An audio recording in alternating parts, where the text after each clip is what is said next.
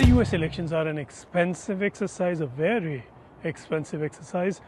But just who pays the parties and just how, even if we could safely guess just why, just what could be the sourcing, what are the laws and regulations, what is the transparency, and not least, how much money could we be talking about?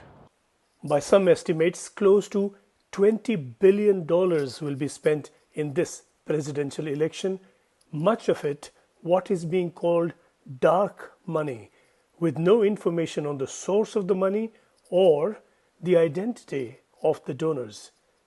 The rules set limit to contributions: $3,300 per individual for a candidate, $41,300 to a party. But these have been overtaken by new arrangements. There is a group of organizations that do not have to report their donors because they're considered social welfare or educational associations, nonprofits. They're allowed to have anonymity with their spending as long as they don't spend more than 50% on politics. So that has become a vehicle for some, not all, for some to give money unlimited without revealing who they are. These super political action committees, or the super PSEs, are not allowed to spend on a candidate, but they may spend on behalf of a candidate. That could be a blurry distinction, as Dr. Ray LaRaja tells media at the Foreign Press Center in Washington, D.C. What's increasingly happening is the candidate or the political parties will signal to these groups, this is our campaign message, and these are the people we are targeting. And so they will put up on their website some information that is very helpful to these outside groups. And it's perfectly legal as long as you're making public to everyone. But the ones who will use this information are these campaigns.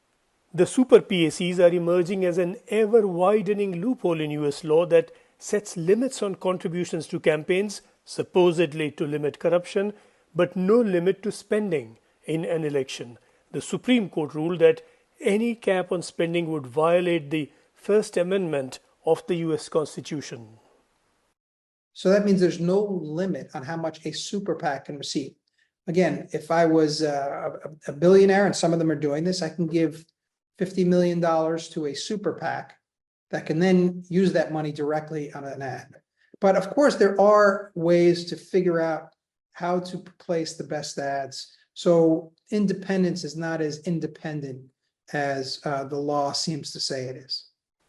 It would surprise no one to find a level of tacit understanding, if not outright agreement, between a donor and a candidate who is benefited by the donation. Donors give to politicians who agree with them.